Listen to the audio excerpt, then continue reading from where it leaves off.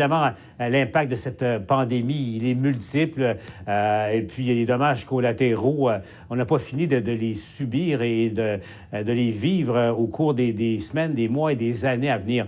Mario, on va aller retrouver Michel Jean tout de suite parce que, Michel, c'est pas une mauvaise blague. C'est à peu près évident maintenant qu'un des impacts de tout ce qui se passe, le coût du panier d'épicerie va augmenter substantiellement, là, selon les experts, au cours des semaines et mois à venir.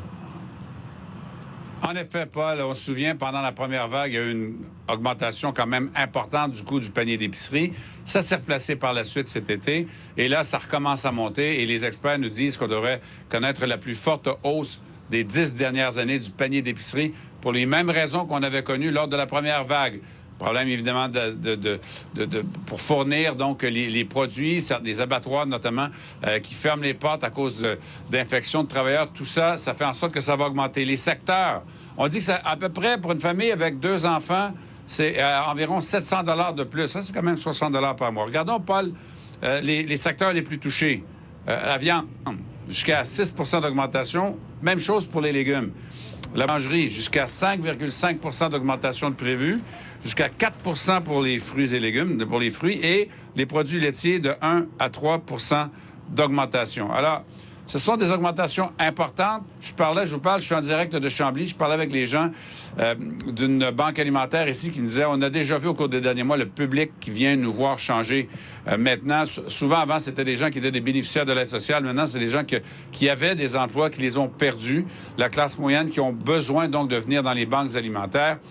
Professeur Charles Lebois va nous expliquer, c'est quoi les trucs qu'on peut faire maintenant pour tenter d'économiser en ces temps difficiles? Il faudrait peut-être continuer les bonnes habitudes qu'on a adoptées en 2020. Vous savez, en 2020, là, il n'y a pas juste du mal, là. On a cuisiné, on s'est approprié de notre alimentation. Il y a des gens qui ont jardiné, qui ont fait des conserves. Il n'y a rien de mauvais là-dedans, là. Si vous continuez à faire ça, là, vous allez quand même vous protéger un peu de cette inflation alimentaire. Oui, bien, ça risque de frapper durement pour bien des familles, Mario, mais je me dis, on n'a sans doute pas encore subi tous les effets dévastateurs de cette pandémie. Quoi de ça? Au fond, au niveau de l'économie, on regarde les restaurants qui tiennent sur un fil de fer, l'impact au niveau de l'emploi, évidemment le poids de la dette éventuellement et tout ça. On n'a pas fini de payer la facture COVID.